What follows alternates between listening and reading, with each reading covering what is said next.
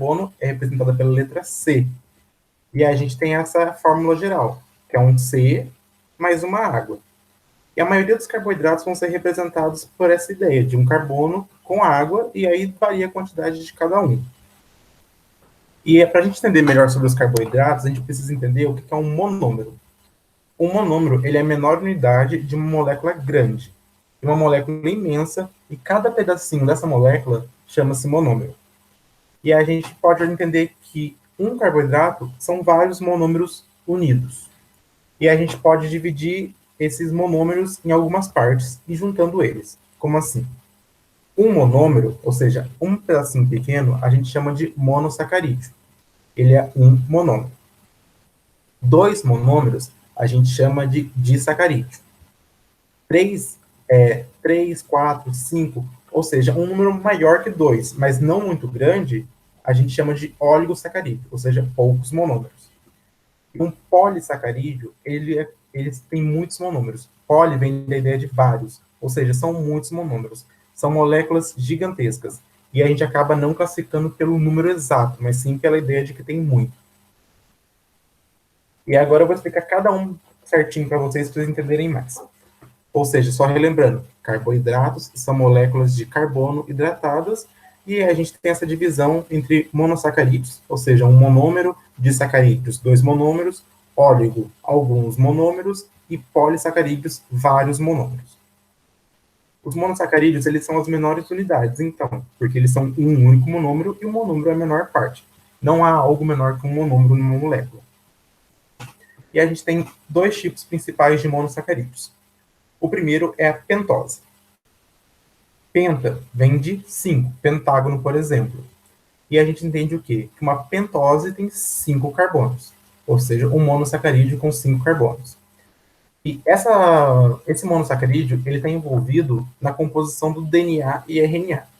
Isso vai ser uma coisa que vai ser bem tratada quando a gente falar sobre RNA e DNA. Mas desde já é importante estar na cabeça que o monossacarídeo pentose ele está sempre presente no DNA e no RNA.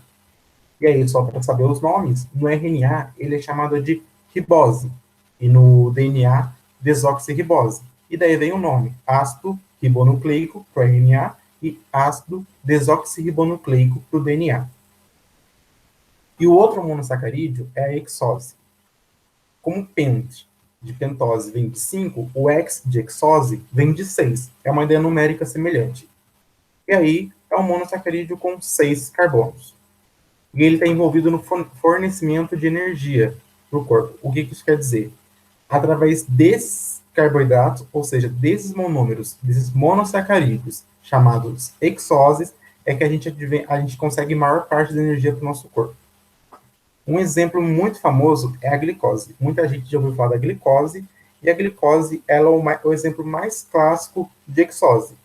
E como vocês podem ver aqui, ela tem 6 carbonos. E aqui ela tem uma água, 6 vezes.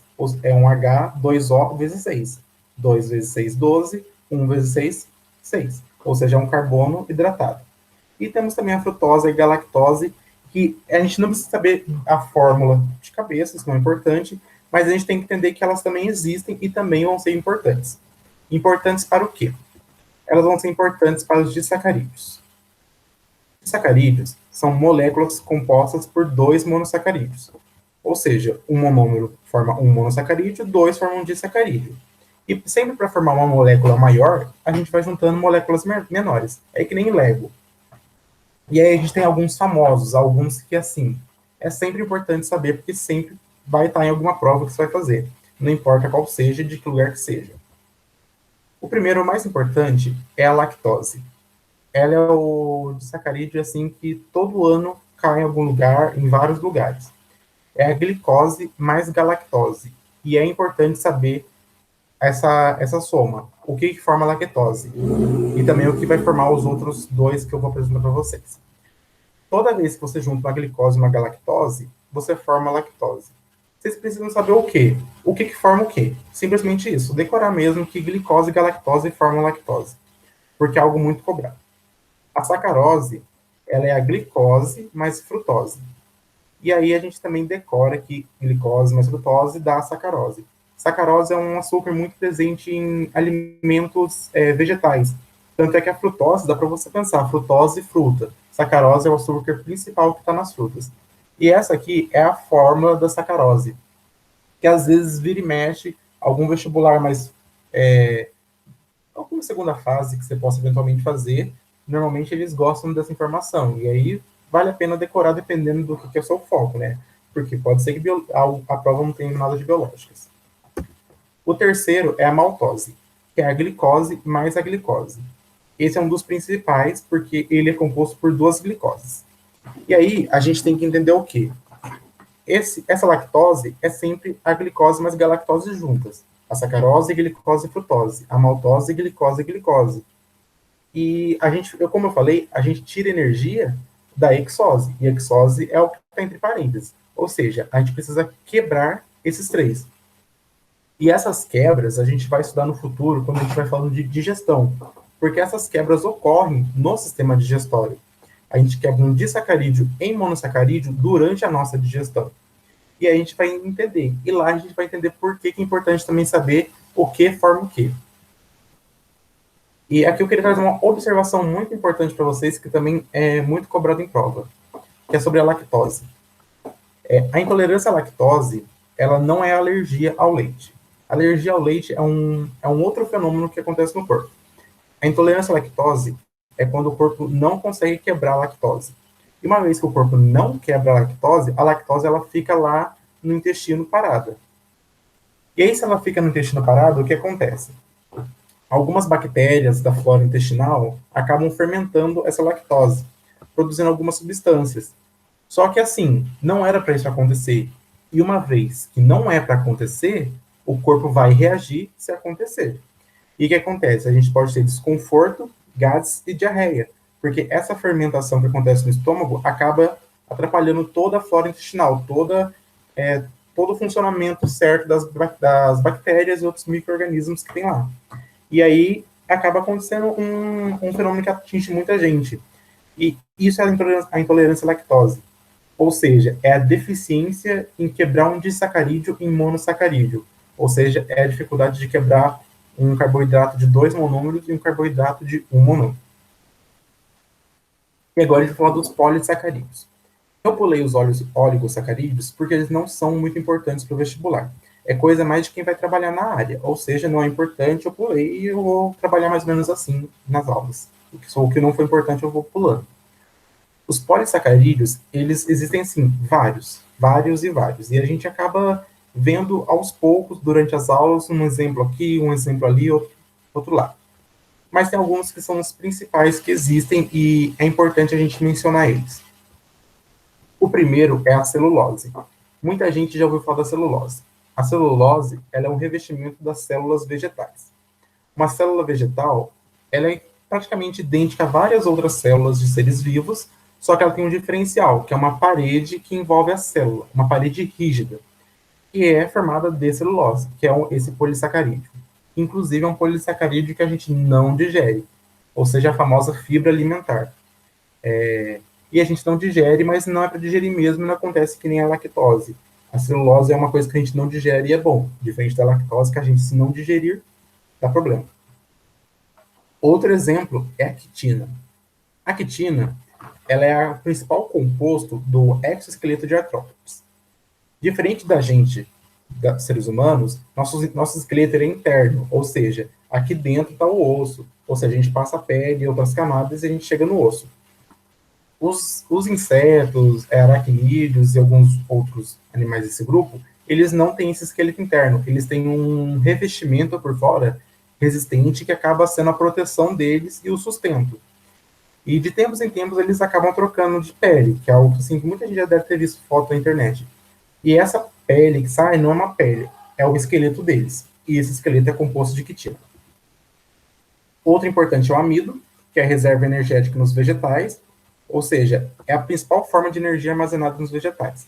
Quando você come um vegetal, por exemplo, uma batata, uma mandioca, a maior parte daquilo que você está comendo é o amido daquele vegetal e é onde está armazenada energia. Tanto é que são alimentos muito energéticos. Quando você come, você acaba tendo uma predisposição maior de atividades depois. E a gente também tem o glicogênio, que é semelhante ao amido, mas o glicogênio, ele é dos humanos, mamíferos e fungos. Não só mamíferos, mas como todos os animais, né? E é uma coisa que assemelha fungos e animais, mais do que fungos e plantas. Ou seja, os fungos são mais semelhantes aos animais do que as plantas.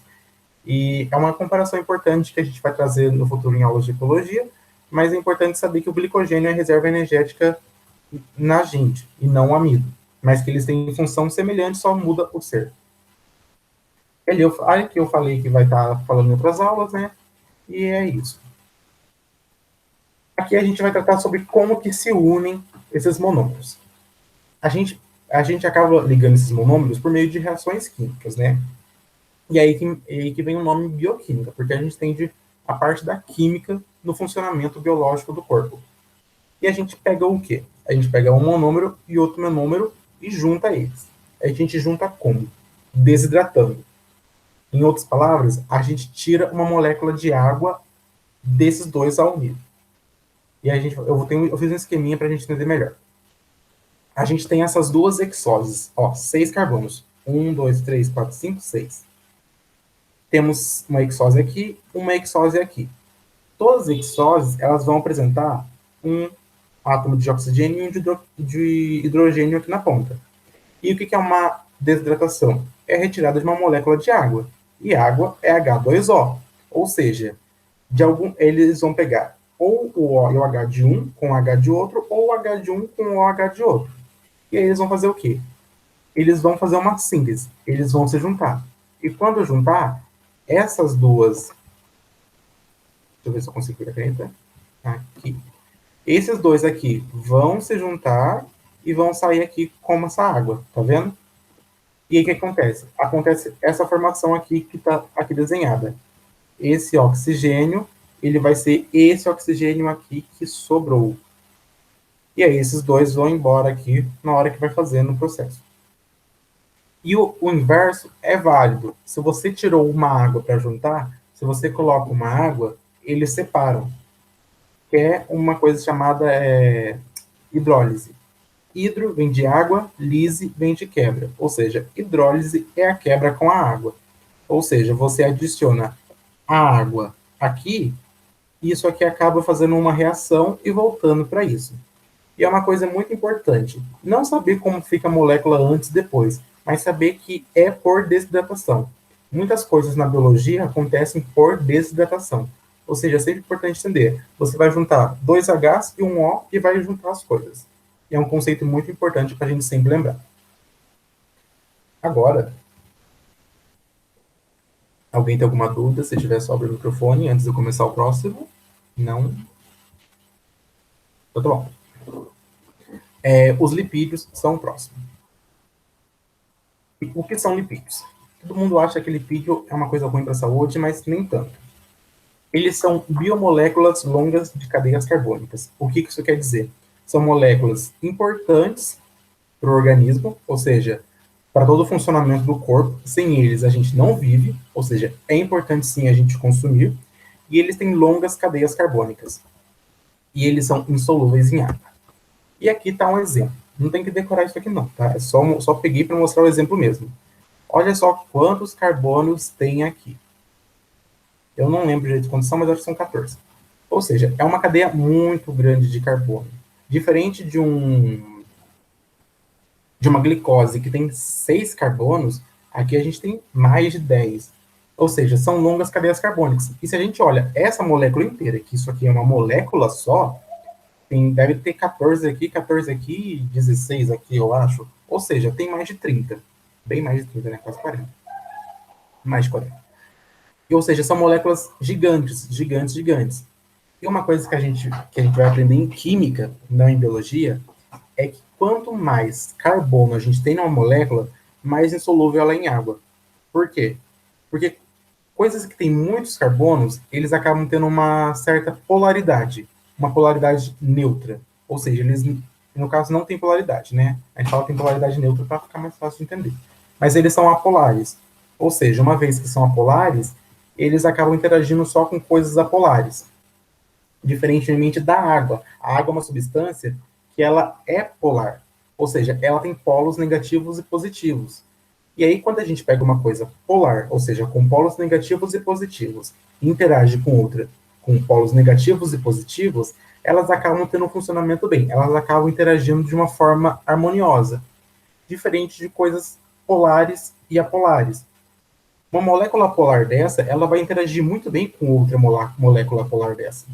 Já com a água, não. E por isso ele acaba sendo insolúvel em água. Um exemplo muito clássico, que todo mundo deve ter visto durante a vida, é quando você junta água e óleo. O óleo, ele é insolúvel porque ele tem longas cadeias carbônicas. E uma vez que ele tem longas cadeias carbônicas, ele acaba sendo apolar, ou seja, ele não tem polos de eletricidade. E ele acaba não interagindo com a água. E é essa a principal ideia de ser insolúvel em água. Tem algumas outras, assim, coisas por trás disso, mas aí já é uma coisa mais da química e não da biologia, que vocês vão entender depois. E aqui agora a gente vai classificar lipídios. O primeiro grupo de lipídios são os ácidos graxos. Ele é um composto longo de carbono, e como eu disse, lipídios são compostos longos de carbonos, e eles possuem uma região polar na ponta.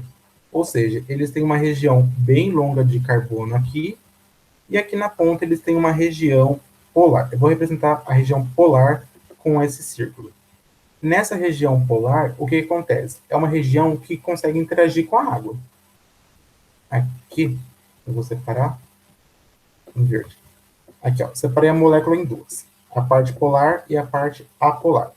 A parte apolar, ela vai interagir só com coisas apolares. A parte polar vai interagir com coisas polares. E a gente cria uma coisa muito interessante, que é o caráter anfifílico.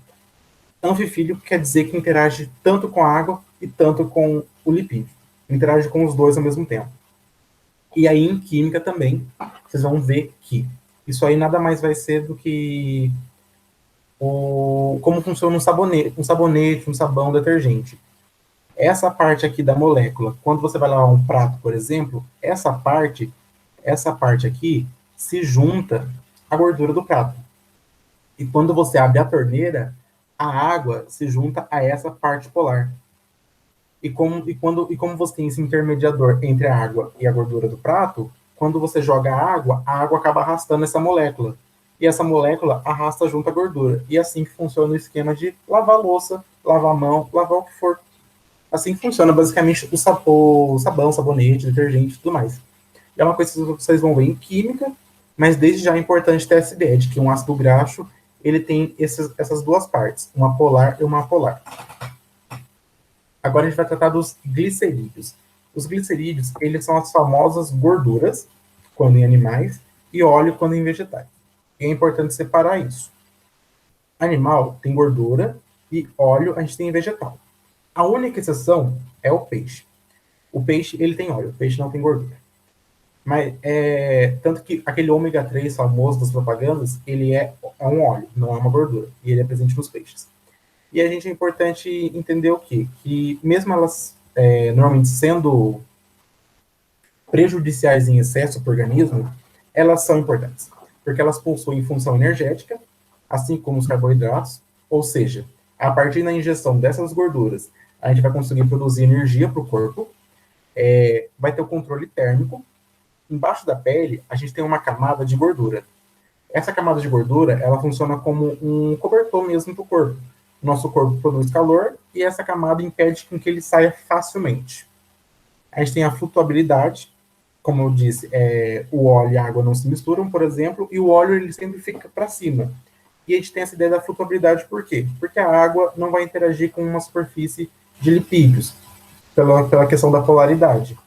E aí, não interagindo, ele fica separado e acaba conseguindo flutuar. E tem a proteção mecânica. Nessa parte aqui da mão, não sei se está dando para ver, mas essa parte da mão, ela acaba sendo mais fofinha. Por quê? Porque aqui a gente tem um acúmulo de lipídios. E se não fosse esse acúmulo de lipídios, a gente não conseguiria, por exemplo, fazer movimentos de apoio e de flexão. Porque se você usar o dorso da mão aqui para fazer flexão, vai doer, porque essa parte aqui ela não tem nada de gordura para amortecer esse impacto. Enquanto esse lado tem essas bolsinhas de gordura aqui, que acabam amortecendo o impacto. Ou seja, funciona também como uma proteção mecânica. A gente tem os cerídeos, e os cerídeos, eles são, assim, bem importantes. Eles são as ceras. No geral, cera tanto de animais quanto de vegetais. E eles têm a ideia principal de tornar impermeável, ou seja, impedir que a água infiltre. E um exemplo muito clássico são as ceras do ouvido, ou seja, a cera do ouvido, ela impede que a água entre com facilidade. A cera das abelhas, que daí tem uma questão alimentar delas, e tem a cera que reveste as frutas. A cera reveste a fruta e também a folha da árvore, que eu acabei não colocando isso, mas na intenção de não perder muita água. E caso depois vocês queiram fazer o teste, pega alguma fruta. Eu sei que numa maçã dá muito certo para ver. Você pega uma maçã e esfrega ela num papel ou num tecido. Não vai acontecer nada com ela assim de estragar. Mas se você esfregar a maçã, você vai ver que ela vai sair brilhando. Por quê? Porque você pegou a cera que estava na casca dela e acabou espalhando. E ela vai ficar mais ou menos com esse aspecto lustroso aqui. Vai parecer que você lustrou a fruta. E depois você testa para ver e funciona mesmo. E ela acaba ficando mais bonita. E nada mais é do que a cera. Que é a mesma ideia de que no passado as pessoas passavam cera no chão para ele ficar brilhando. E a gente também tem os esteroides. Os esteroides, eles são presentes só nos animais, e eles participam da síntese de hormônio, ou seja, tem muitos hormônios no nosso corpo, e eles agem principalmente, eles são feitos principalmente de lipídios. Tem as vitaminas, que são A, D, E, K. Essas vitaminas, elas são feitas de lipídios, e elas são lipossolúveis. O que é uma coisa lipossolúvel? Solúvel em lipídio. E por que ela é lipossolúvel? Porque ela, como ela é de lipídio, ela só vai se dissolver em coisas apolares, como outros lipídios, e não em água, porque em água o lipídio não se dissolve. E a bile? A bile a gente também vai estudar em sistema digestório, e a bile nada mais é do que um agente que vai trabalhar facilitando a digestão de outros lipídios. Ou seja, na hora da digestão, a bile vai lá e age de modo a facilitar que os lipídios sejam digeridos. Até porque a maioria do corpo é composto de água, então os lipídios eles acabam tendo certa dificuldade de movimentação dentro do corpo e tudo mais. E a bile vai facilitar. E a gente vai entender no futuro como. E agora a gente tem os fosfolipídios. Os fosfolipídios, eles são possivelmente os mais importantes lipídios que a gente tem na vida. Está presente em praticamente tudo que é célula. Por quê? Porque eles formam a membrana celular. Toda célula ela tem uma membrana, um envoltório, ou seja, uma coisa que envolve ela. E essa coisa é a membrana celular. E ela possui uma porção hidrofílica e hidrofóbica. Hidrofóbica não gosta de água, hidrofílica gosta da água. Ou seja, hidrofóbica não interage, hidrofílica interage. E através desse mecanismo de ter de ser anfifícina, como eu disse lá na outra parte, né, ou seja, ter os dois comportamentos, ela acaba agindo de modo a ter uma permeabilidade seletiva. Como assim? Como a membrana tem esses dois funcionamentos, ele acaba sendo mais rigoroso no que entra e no que sai. Ou seja, acaba que a membrana ela tem uma regulação do que vai poder sair, do que vai poder entrar, para que não saia todo o tempo, nem entre todo o tempo que não precisa, para que a célula tenha uma atividade constante. Ou seja, é uma coisa que possibilitou muito a existência da vida, porque sem esse mecanismo não ia ter vida. E aqui, um exemplo para vocês de membrana. Isso aqui é um pedaço da membrana, e aí um desse aqui só é um fosfolipídio, que é essa parte que a gente fala que é a cabeça, que é a parte hidrofílica, ou seja, a parte que interage com a água, e essas duas perninhas. E essas duas perninhas aqui são as partes hidrofóbicas. Acho que eu falei errado. Aqui é a hidrofílica e aqui é a hidrofóbica. A hidrofóbica, ou seja, a parte de dentro é a parte de lipídio, a parte de fora é a parte que não é de lipídio. E como diz aqui no nome, fosfolipídios, a parte de fora é composta por fosfato, que a gente vai entender no futuro melhor, conforme os estudos forem avançando. E na célula a gente também vai aprender que eles sempre se organizam assim, numa bicamada, ou seja, tem uns virados para dentro e uns são virados para fora, e os dois juntos formam uma membrana. E agora a gente vai tratar sobre o colesterol. O colesterol, ele é muito mal visto, só que ele é importante. Sem ele, não teria vida também, principalmente nos animais. Ele é essencial para várias coisas no metabolismo. Sem ele, não dá para trabalhar. E ele é o quê? Ele é transportado por proteínas. Essas proteínas, gente, só um minuto.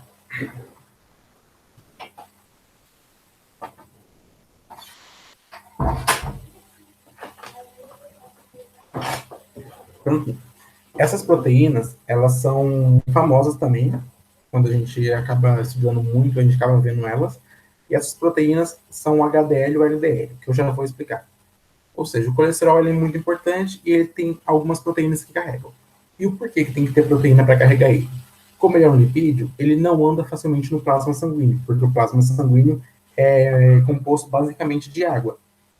E como ele é composto basicamente de água, acaba sendo difícil um lipídio ser transportado nele. A gente tem o HDL, que leva o colesterol da célula para o fígado. Ele é conhecido como colesterol bom, ele acaba cheirando o colesterol do corpo. E tem o LDL, que o LDL faz o contrário, ele leva do fígado para a célula. Níveis altos de LDL acabam trazendo problemas como atrapalhar a circulação sanguínea, causando infarto, por exemplo, porque tem um acúmulo de gordura nos vasos sanguíneos. Enquanto níveis mais altos de HDL, óbvio que não está extrapolando o ideal, acaba sendo bom, porque acaba não tendo colesterol em excesso, porque ele tem que estar lá, mas não pode ser em excesso. Alguma dúvida de lipídio? Não, então tá bom. Proteínas. Essa é a última parte, esse é o último terço da aula. As proteínas, elas são moléculas formadas pela união de diversos monômeros. Como eu disse, temos monômeros chamados monossacarídeos nos carboidratos, e aqui a gente vai ter monômero chamado aminoácido. Monômero é a menor parte de uma molécula maior. E aqui a gente está vendo um aminoácido. A gente vai aprender em química orgânica. Deixa eu só trocar a cor aqui. Em química orgânica, a gente vai aprender a dar nome para um conjunto de átomos. A gente vai ver que um conjunto de átomos faz a molécula ter uma função. Esse grupo aqui a gente chama de grupo amina. E esse grupo aqui a gente chama de grupo ácido carboxílico. Isso a gente vai ver em química orgânica, então não precisa se preocupar. Mas o que é importante entender? Que uma amina mais um ácido forma um aminoácido. E aí que vem essa ideia de chamar aminoácido. E outra coisa que é importante também é ter essa forma decorada na cabeça. É muito comum que o vestibular ele acabe dando a molécula e pergunte o que é isso. E aí, como é uma coisa que assim, as pessoas decoram muito, acaba caindo nessas questões, então você tem que saber que isso aqui é uma amina, isso aqui é um ácido carboxílico, então isso aqui é um aminoácido. Isso vem com o tempo, com o estudo. E outra coisa importante que eu vou falar no próximo slide é o que esse R aqui é. Os aminoácidos, eles são divididos em alguns critérios, quanto a nós seres humanos.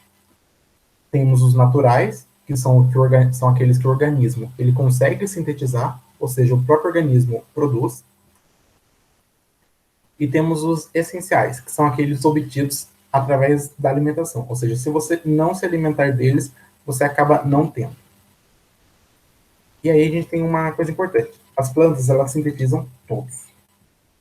E aí vem uma falsa ideia de que quando você é vegetariano, você não tem todas as proteínas necessárias. O que não é verdade. Você sim tem todas as proteínas necessárias. A grande diferença é que, quando você come carne, você acaba conseguindo algumas proteínas a mais. Porque muitos mamíferos, assim como os seres humanos, não produzem todos sozinhos. Ou seja, eles produzem alguns, outros só se alimentando. E esses que eles produzem em grande quantidade. Ou seja, se a gente come um que ele produz em grande quantidade, a gente vai ingerir em grande quantidade. Já a planta não. A planta ela sintetiza equilibrados os aminoácidos. Então, quando a gente come só vegetal, a gente tem acesso a todos. A grande questão é que a gente precisa comer bastante vegetal para poder suprir a necessidade. E aí que vem a falsa ideia de que o vegetariano não come todas as proteínas necessárias. Come sim. A grande questão é que tem que ficar de olho na quantidade que está sendo ingerida por refeição. Aqui, não tem que decorar nada disso, tá, gente? Aqui eu só queria mostrar que isso aqui é um ácido carboxílico. Isso aqui também é um ácido carboxílico. Isso aqui é um ácido carboxílico. Isso aqui é um ácido carboxílico. Isso aqui é um ácido carboxílico. Vou trocar de cor aqui. Isso aqui é uma amina. Isso aqui é uma amina. Isso aqui é uma amina. Isso aqui é uma amina. Isso aqui é uma amina. E aí, quem a gente vai perceber entre todos? Todos esses aqui, eles são aminoácidos. E o que a gente vai ter de diferente entre cada um? Se vocês separarem, esse H tem aqui, tem aqui, tem aqui e tem aqui. Ou seja, sempre vai ter esse H também. Não é isso que também vai diferenciar. Por enquanto tá tudo igual. O que vai diferenciar mesmo são esses trechos aqui de baixo. Aqui, curiosamente, vai ter um H, mas os outros não têm esse H. Aqui, ó, esse trecho aqui de baixo e esse trecho aqui de baixo. Esse trecho aqui que eu fiz em azul claro, ele é o quê? Que são os que estão sempre para baixo, né? Eles são radicais. O que é um radical? Radical é aquilo que vai diferenciar um aminoácido do outro. Por exemplo, o ácido glutâmico é um aminoácido e ele tem esse radical, ou seja, esse é o que seria o R dele. Enquanto a glicina tem um H como radical. Enquanto a isoleucina, ela tem isso aqui como radical. Enquanto a valina tem isso aqui como radical. A tirosina tem isso como radical. O triptofano tem isso. A treonina tem isso. E a serina tem isso. Não é preciso decorar o que cada um é, mas é entender que o que difere um aminoácido do outro é essa parte. Perdi um curso aqui. É essa parte aqui. Aqui o único que está para cima. Mas essa parte azul claro é o que vai diferenciar um aminoácido do outro, que é o radical. E a gente entende o quê? Que essa parte de cima aqui sempre vai se repetir. Então é uma coisa que é importante ter na cabeça. É um ácido carboxílico, um H, uma amina, e aqui vai ser o radical. O radical você não precisa decorar, porque isso não é importante. Você só tem que saber o que é um radical, que é aquilo que diferencia. E aqui a gente vai tratar sobre a ligação peptídica. O que é a ligação peptídica? A ligação peptídica nada mais é do que a união de aminoácidos. E assim como a ligação glicosídica, que é a ligação entre monossacarídeos, a ligação que faz carboidrato, a ligação peptídica é a ligação que faz a ligação e monta proteínas. Aqui a gente tem o P vermelho e o P em vermelho para ficar bem claro que a ligação peptídica, aqui tem outro P também que podia estar em vermelho, a ligação peptídica tem a ver com proteínas. E a gente vai tratar como? Como desidratação. Um polipeptídeo é uma junção de inúmeros aminoácidos. E um polipeptídeo é um nome, é um sinônimo de proteína. São sinônimos. Vocês podem tratar como a mesma coisa, só que com um nome diferente. E nem carboidrato e açúcar, por exemplo. É a mesma coisa. E a gente tem que entender que essa junção vai acontecer por desidratação, ou seja, pela perda de uma molécula de água. E aqui do lado a gente vai entender melhor. O esquema aqui é cheio, mas é tranquilo. Aqui a gente tem um aminoácido 1 e aqui a gente tem um aminoácido 2. O que vai acontecer? A gente vai pegar um O e um H e vai juntar com um H. E essa junção aqui termina em quê? Termina dando uma água aqui. E aí vai sobrar o quê? Vai sobrar essa ligação aqui e vai sobrar essa ligação aqui. E aí acaba se juntando. Ou seja, esse trecho aqui vai e se junta nesse trecho aqui, formando a ligação peptídica. Uma coisa que é importante é que muitas vezes no vestibular ele vai colocar números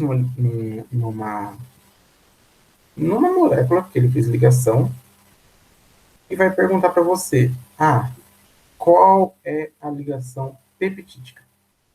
E aí você tem que saber qual é a ligação peptídica. E o que é importante você lembrar? Aqui tem uma amina, aqui tem um H e aqui tem um R. Então, nenhum desses três a ligação peptídica pode acontecer. Aqui, aí você pode ficar na dúvida, será que é aqui? Só que lembra, tem um carbono no meio e aqui vai ter um outro carbono, que você vai estudar e vai saber que esse carbono faz parte do ácido carboxílico. Ou seja, também vai ver que não é aqui. E aí você vem na outro pedaço da molécula.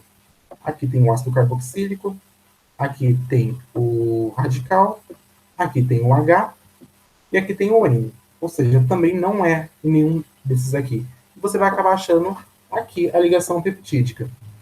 E uma dica é, quando tiver um carbono ligado a um oxigênio e a um nitrogênio, é ali que está a ligação peptídica.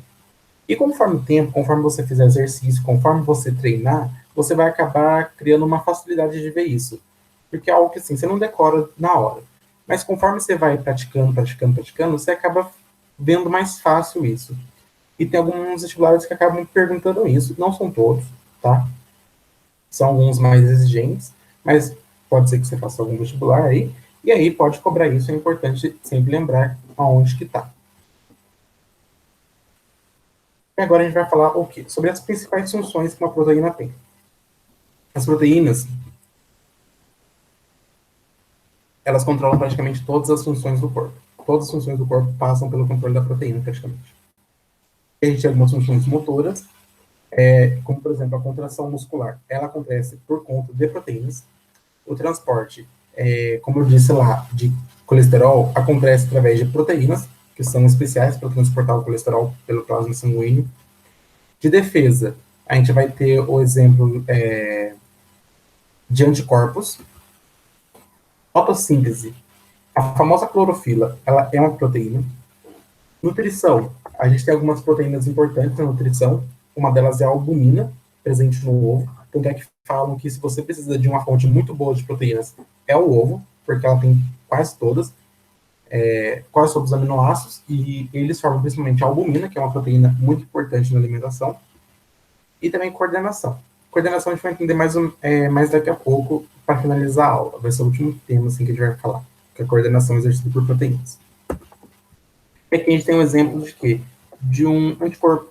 Isso aqui é um anticorpo, e ele é nada mais nada menos que uma proteína que vai combater um agente invasor, como um vírus, bactéria, verme e qualquer agente patogênico que ia adentrar no nosso corpo.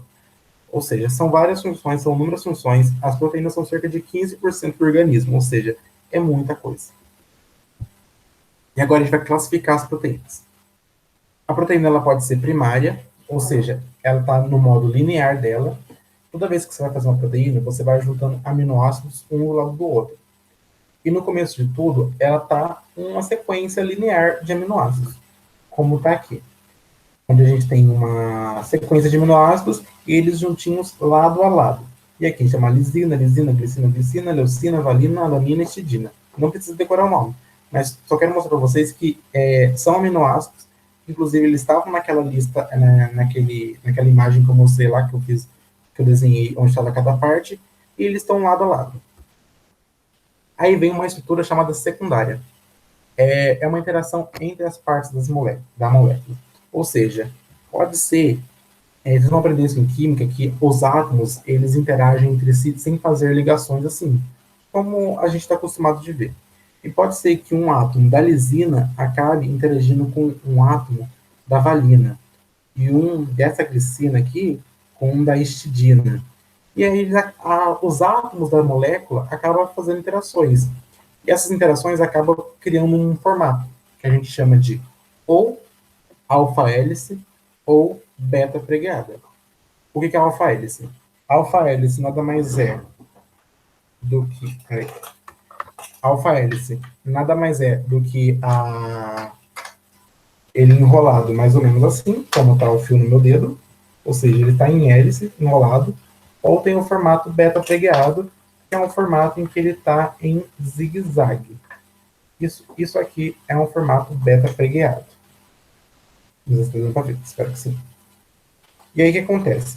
Esse formato ele acaba dando uma proximidade maior da proteína e vai fazendo com que ela fique mais compacta. E aqui está o exemplo. Tanto é que se você for observar a cor aqui, é o mesmo. Aqui, ó, essa histidina é essa parte verde aqui da molécula. E aí a gente vai juntando, interagindo, por exemplo. essa bolinha laranja aqui, esse átomo está interagindo com esse, e esse vermelho aqui deve estar interagindo com esse, ou com esse com esse, ou com esse, e a gente vai interagir, e eles vão se interagindo, interagindo, e vão enrolando, fazendo essa hélice, ou a beta preguiada, que é um zigue-zague. A gente tem a estrutura terciária, que daí é quando as interações já estão mais fortes, mais átomos estão interagindo, eles acabam criando uma conformação. E essa conformação cria uma coisa chamada sítio ativo. Primeiro, essa é a estrutura terciária. Ela acabou, como vocês viram, ela tem um enrolado maior, ou seja, ela teve mais interações, ela está mais compacta e ela tem um formato. E esse formato é importante, porque a partir desse formato, quer dizer que ela já está pronta para exercer a função. E o que é o sítio ativo? O sítio ativo nada mais é do que o local onde aquela proteína vai fazer sua ação, o local nela. Que nem, por exemplo, o HDL ele vai conduzir o colesterol do sangue da célula para o fígado. Ele vai se ligar, o colesterol vai se ligar num ponto específico do HDL para o HDL carregar ele. E esse local de encostar especificamente para poder carregar é o que a gente chama de sítio ativo. E esse conceito de sítio ativo vai ser importante nos últimos slides. A gente também tem a estrutura quaternária. A estrutura quaternária, ela nada mais é do que a junção de mais de uma proteína terciária. Por exemplo, a hemoglobina. A hemoglobina, você junta 4 proteínas terciárias. São proteínas que elas só funcionam se elas estiverem assim. Se elas não estiverem assim, elas não funcionam. E quem regula isso é o DNA, com as informações que ele traz. A gente vai entender isso no futuro. Mas aí, esse é um exemplo. Inclusive, como a hemoglobina, com 4 partes. Tem essa parte aqui, tem essa parte aqui de baixo rosinha, tem essa outra parte rosa aqui de cima, e tem essa parte laranja aqui de cima. São essas 4 proteínas terciárias que juntas formam uma quaternária.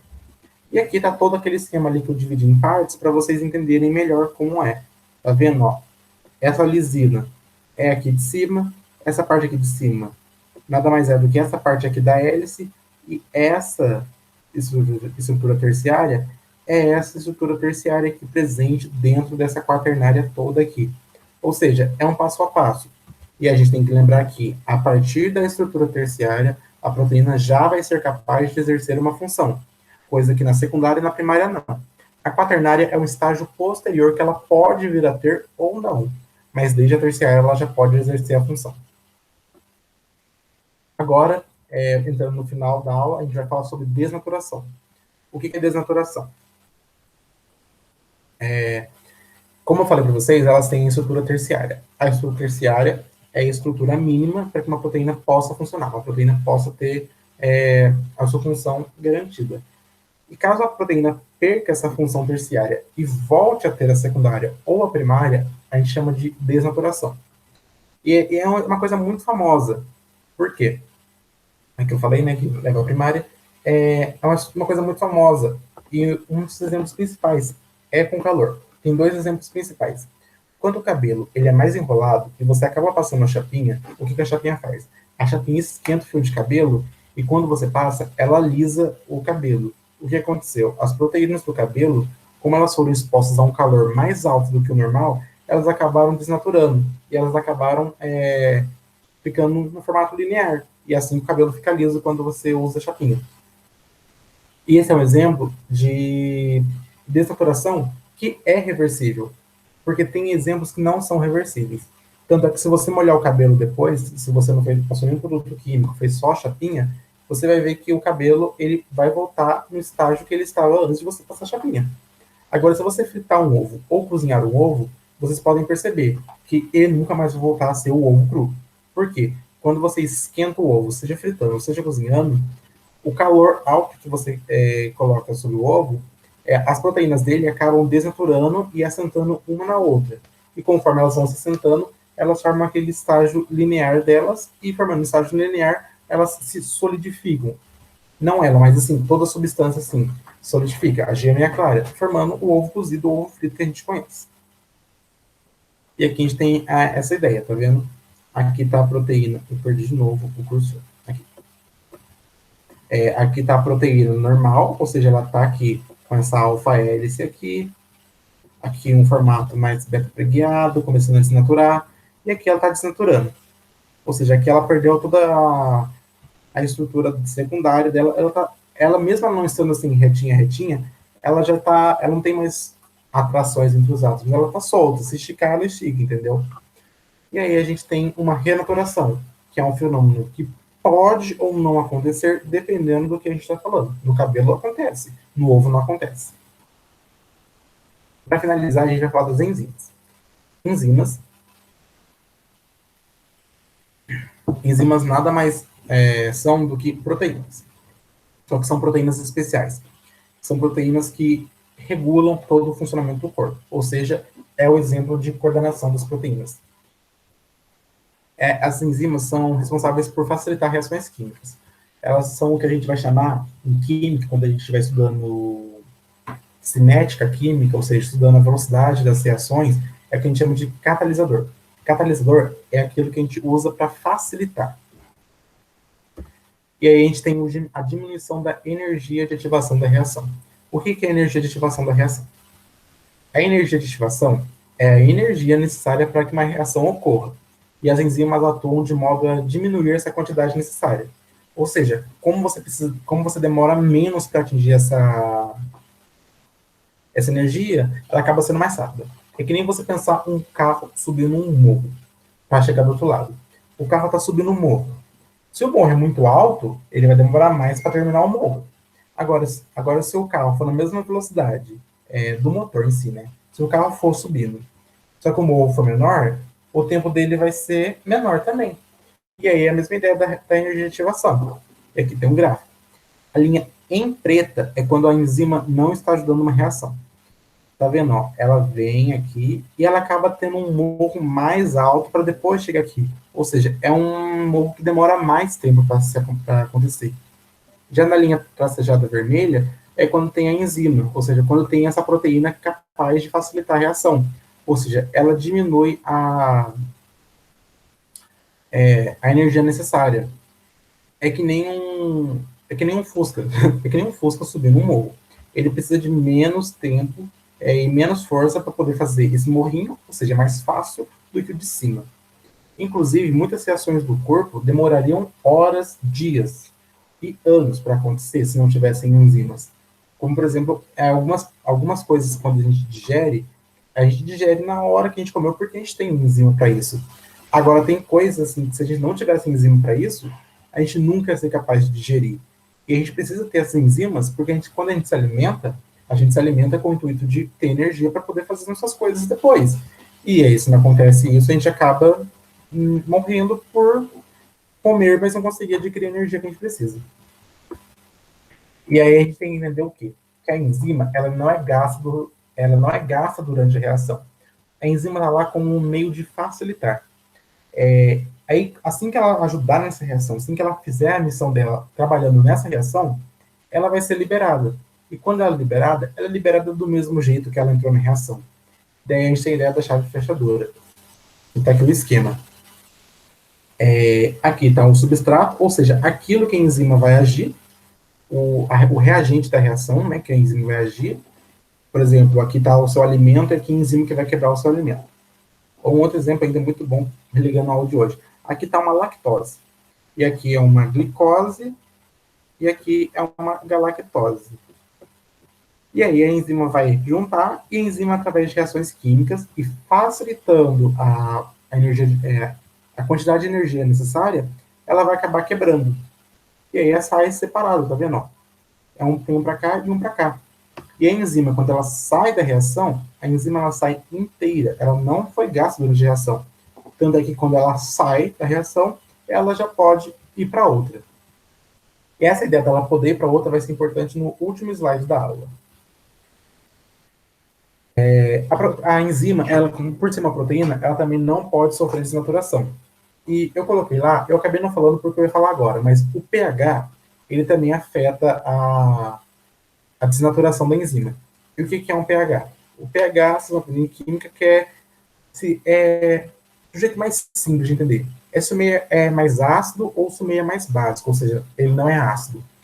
E aí a gente vai ter que algumas proteínas no caso, as enzimas principalmente, vão trabalhar melhor no meio ácido, ou no meio neutro, ou no meio não neutro, mas nem ácido, entendeu? A gente vai entender isso melhor, e a temperatura também afeta do mesmo jeito. E a quantidade de substrato. Eu vou explicar cada um dos três para praticamente acabar. A temperatura eu já expliquei que é basicamente da desnaturação do cabelo e do ovo, né? O pH, a gente tem algumas enzimas importantes na digestão. A pepsina é uma enzima que age no estômago para digerir proteínas. O estômago é uma região ácida, então ele está na faixa do pH 3. A pitialina é uma enzima que age na boca. A boca é um meio neutro, tá? Próximo de 7. E a tripsina, ela age no estômago, que é o meio mais básico, ou seja, tá com um pH mais alto. O pH quanto mais baixo, ou seja, quanto mais tendendo ao zero, mais ácido é. E aqui, mais básico é. Só para ficar mais fácil explicar. E aí, essa é a velocidade da reação, ou seja, se a pepsina ela for trabalhar no mesmo ambiente que a... Eu vou trocar a cor da caneta. Se a pepsina for trabalhar no mesmo ambiente que a pitialina, ou seja, mais ou menos aqui, essa vai ser a velocidade dela. Ou seja, vai ser uma velocidade muito baixa.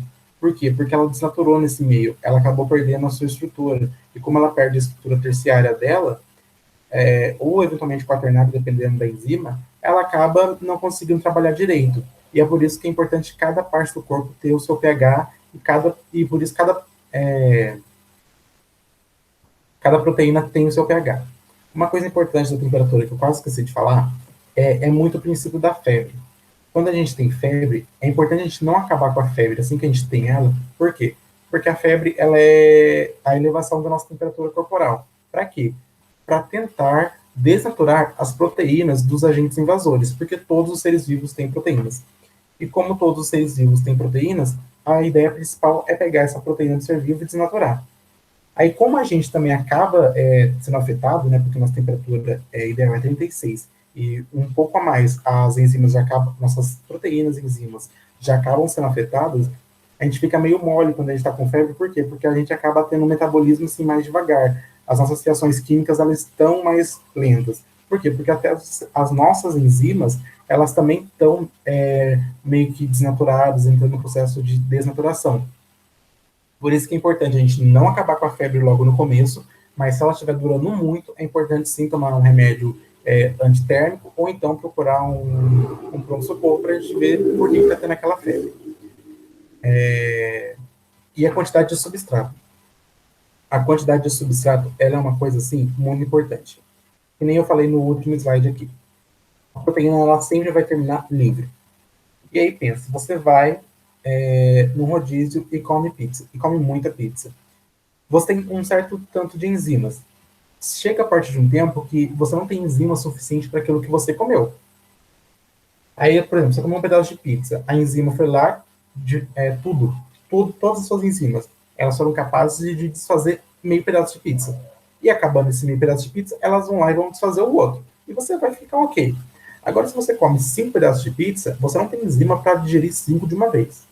Nenhum você teve de direito, imagina para 5.